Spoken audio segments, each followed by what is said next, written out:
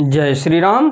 आइए चलते हैं हम आपको फिर पुनः लेके भोलेनाथ के श्री शिव महापुराण की कथा में, जो पुराणों में सबसे उत्तम पुराण माना गया है, जो कि महर्षि वेद व्यास द्वारा प्रणीत है। तो आइए चलते हैं हम आपको भोलेनाथ के श्री शिव महापुराण की कथा में। ओम श्री शांब शिवाय नमः। ओम श्री गणेशाय नमः।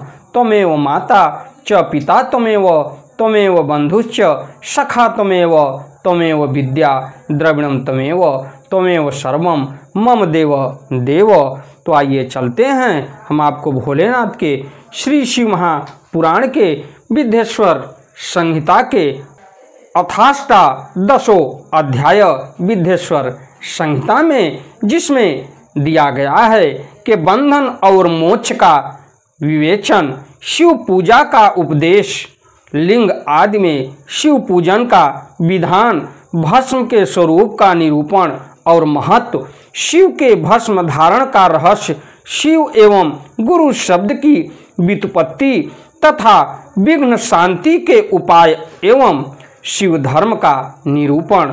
तो आइए चलते हैं हम आपको 18वें अध्याय में भोलेनाथ के श्री शिव महापुराण के विद्येश्वर संहिता में, जिसको मैं संस्कृत और उसका उच्चारण हिंदी तक पढ़ के पहुँचाऊँगा अपनी वाणी के माध्यम से। इससे पहले विघ्नों को हरने वाले भगवान गणेश और विद्या की प्रदानी माता सरस्वती के चरणों में शीश नवाते हुए विनम्र निवेदन करूँगा कि हमारे देश संसार में जहाँ भी भोलेनाथ के श्री शिव महापुराण की कथा हो रही हो, या प्रभु श्री राम के रामचरितमानस की कथा हो रही हो, या फिर देखा जाए तो श्रीमद् भागवत गीता की कथा हो रही हो, तो उसे संपन्न करने में अपना पूर्ण योगदान दें। उसके साथ साथ हमारे ऊपर भी अपनी कृपा बनाए रखें कि मैं अपने मुखारबिंदु से भोलेनाथ के श्री शिव महापुराण की कथा को जो भी शिव भक्त प्रेमी हैं उनके तक पहुंचाने का पूर्ण प्रयास करूं। तो हमारी कथा, हमारी वीडियो आप देखते रहिए और वीडियो को सब्सक्राइब करिए, लाइक करिए और जहां तक हो सके भोलेनाथ के श्री शिव महापुराण की कथा का प्रचार प्रसार करते रहिए, अंधविश्वास से दूर रहिए। तो आइए चलते हैं हम आपको भोलेनाथ के श्री शिव महापुराण की कथा में। कपिला गोमयम पूर्व केवलम गव्यमेव वा साम्य सत्व तथा पलाशान्वा वटा रग्व ध विल्वकान शिवाग्निना देहच्छुदम तदय भस्म शिवाग्निजम दर्भाग्नो वा दहेत काष्ठम शिव मंत्रम समुच्चरण साम्यक्ष शोध्य वस्त्रेण नव कुंभे निधापयेत दीप्त्यर्थ तत्तु संग्राम्यहम मन्यते पूज्य तेपि च भस्म शब्दार्थ एवं ही शिव पूर्व तथा करोत यथा स्व विषये राजा सारम गृहाति यत्करम यथा मनुष्याः सस्या दिन्दध्वा सारम भजन्ति वै यथा ही जठाराग्निश्च भक्षादीन्विव विधान बहून दग्ध्वा सारतरम सार तस्व देहम परिपुष्यति तथा प्रपंच कर्तापि स शिव परमेश्वर स्वाधिष्ठे य प्रपंचस्य दग्ध्वा सारम गृहीतवान् दग्ध्वा प्रपंचम तद्वस्म स्व तो मान्य रोपयेच्छिव उद्यलनस्य व्याजेन जगत्सारं गृहीतवान् स्वरत्नम स्थाप यामास स्वकीये ही शरीर के केशमाका सारेण वायुसारेण वै मुखम हृदयम चाग्निसारेण त्वपाम सारेण वै काटिम जानुम चाव निसारेण तत्सर्व तदंगकम ब्रह्म विष्णु ओचश्च रुद्राणाम सारम चैव त्रिपुंड्रक्रम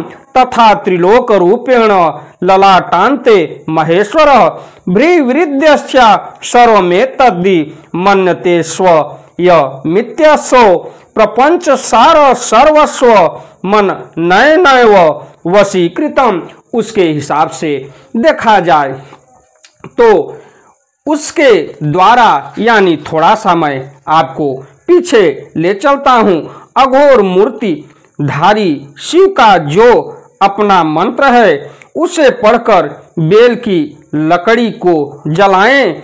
उस मंत्र से अभिमंत्रित अग्नि को शिवाग्नि कहा गया है। उसके द्वारा जले हुए काष्ठ का जो भस्म है वह शिवाग्नि जनित है। कपिला गाय के गोबर अथवा गाय मात्र के गोबर को तथा शमी पीपल पलाश वट अमल ताश और बिल्व इनकी लकड़ियों को शिवाग्नि से जलाएं। वह शुद्ध भस्म शिवाग्नि जनित माना गया है। अथवा कुश की अग्नि में शिव मंत्र के उच्चारण पूर्वक काष्ठ को जलाएं। फिर उस भस्म को कपड़े से अच्छी तरह छानकर नए घड़े में भरकर रख दें, यानी कि साफ सुथरे कपड़े को जो जला हुआ भस्म है उसको छान लें, जो कि कंकड़ या किसी भी प्रकार का उसमें सफेदी या जो भी हो आपका शुद्धता के साथ छने हुए कपड़े में निकल जाए। उसके पश्चात उसे किसी घड़े में आप सुरक्षित रख सकते हैं, वो भी मिट्टी के घड़े में जो कि पवित्र माना जाता है। इसके पश्चात रख दें। उसे समय समय पर अपनी कांति या शोभा की वृद्धि के लिए धारण कर सकते हैं। उसके हिसाब से भोलेनाथ के श्री शिव महापुराण की कथा में मिलता है कि अपने समय समय पर आप उस भस्म को नित्य कर्म करने के पश्चात आप उसको लगा सकते हैं। उसके पश्चात देखा जाए तो इसके वृद्धि के लिए धारण करें। ऐसा करने वाला पुरुष सम्मानित एवं पूजित होता है। जो भोलेनाथ के भस्म को नित्य कर्म पूजा प्रकाश के बाद नियमित पूर्वक अगर धारण करता है या मस्तक पर लगाता है तो वो सब पुरुषों के हिसाब से सम्मानित एवं पूजित होता है।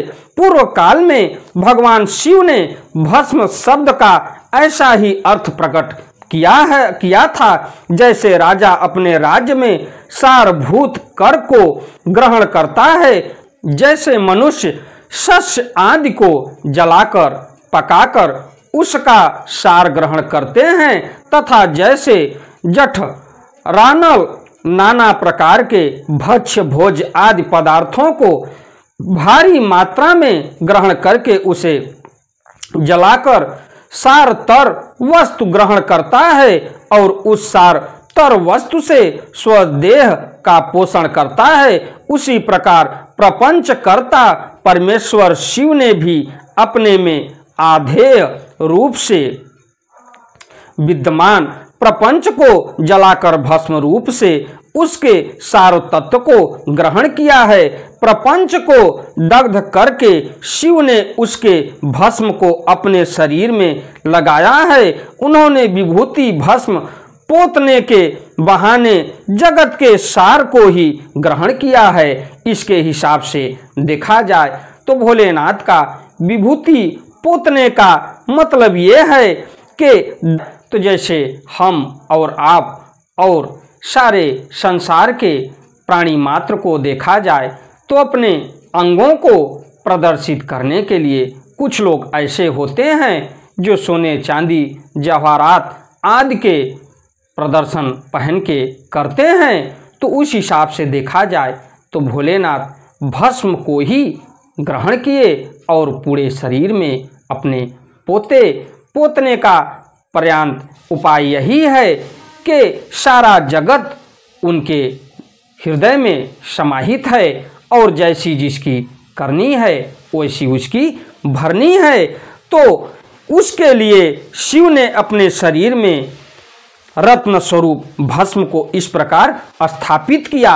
आकाश के सार तत्व से केश यानी आकाश के सार तत्व से उनका केश का निर्माण हुआ और वायु के सार तत्व से मुख, अग्नि के सार तत्व से हृदय। इस हिसाब से देखा जाए तो भोलेनाथ के हृदय में हम और आप जैसी हमारी भावना होगी वैसा जगह भोलेनाथ के हृदय में हमारे आपके प्रति होगा, क्योंकि हृदय एक ऐसा है जो कि धर्म की भी प्रेरणा देता है और अधर्म की भी प्रेरणा देता है। तो हृदय में अगर बसाना है तो प्रभु श्री राम को बसाइए, भोलेनाथ को बसाइए और नारायण को बसाइए, माँ दुर्गा को बसाइए, जिससे हमारा आपका देश संसार का कल्याण हो जाए। उसके पश्चात देखा जाए तो वायु के सार तत्व से मुख, अग्नि के सार तत्व से हृदय और जल के सार तत्व से कटि भाग यानी शरीर का आधा भाग जो कटि भाग होता है और पृथ्वी के सार तत्व से घुटने को यानी हमारा जो भी है घुटना पैर उसका धारण किया प्रभु ने। इस प्रकार उसके सारे अंग विभिन्न वस्तुओं के सार रूप हैं। महेश्वर ने अपने ललाट के माध्यम से तिलक स्वरूप से जो त्रिपुंड धारण किया है वह ब्रह्मा, विष्णु और रुद्र का सार तत्व है। जो प्रभु देखा जाए तो भोलेनाथ त्रिपुंड धारण जो किए हैं उसमें ब्रह्मा और विष्णु, उसके पश्चात रुद्र का सार तत्व है, यानी स्वयं भोलेनाथ विराजमान हैं उस त्रिपुंड में।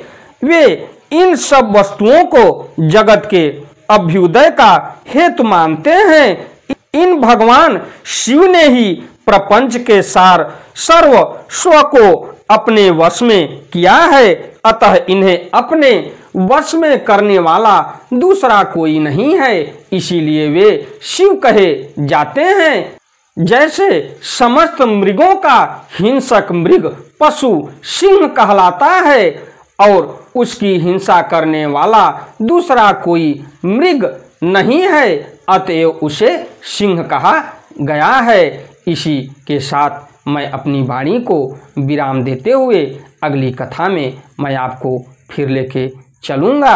अगर हमारी वीडियो आपको अच्छी लगे और कथा हमारी आपको अच्छी लगे तो वीडियो को लाइक करिए, शेयर करिए, चैनल को सब्सक्राइब करिए, बेल आइकन दबाना न भूलिए, क्योंकि ये श्री शिव महापुराण की कथा बड़ी उत्तम पुराण है और कथा भी उत्तम है। इसको आप ग्रहण करें और जानें कि जो हमारे महर्षि लिख चुके हैं आज हम आप ढकोसला न करें और किसी भी प्रकार का अंधविश्वास न करें। ये जो आपके सामने जा रही है हमारी वीडियो एकदम सत्य और सही है, जो महर्षियों द्वारा प्रणीत है। तो हमारी कथा जहाँ तक हो सके इसको आगे बढ़ाते रहिए और भोलेनाथ के श्री चरणों में शीश नवाते हुए विनम्र निवेदन करूँगा कि जाने अनजाने में भोलेनाथ के श्री शिव महापुराण की कथा सुनाने में आप तक पहुँचाने में कोई भूल चूक हुई हो तो उसे क्षमा करें और उसके साथ साथ भोलेनाथ के श्री शिव महापुराण की कथा जो भी भक्त सुन रहे हैं उनके ऊपर किसी भी प्रकार का कष्ट न आवे। इसी के साथ मैं अपनी वाणी को विराम देते हुए आपसे विदा लेता हूँ। अगली कथा में मैं आपसे फिर मिलता हूँ। अंधविश्वास से दूर रहिए, क्योंकि अंधविश्वास एक माया का जाल है। अगर आप इस अंधविश्वास के माया जाल में फंसे तो फिर माया जाल से आप निकल नहीं पाएंगे। माया का जाल तो प्रभु जब धरती पर हमारा जन्म देते हैं उसी समय से ही हमारे ऊपर माया का जाल होता है, लेकिन माया का जाल आप लेके चलिए, अपने परिवार का माया जाल लेके चलिए, लेकिन अंधविश्वास के माया जाल में न पड़िए। तो अगली कथा में मैं आपसे फिर मिलता हूँ। धन्यवाद।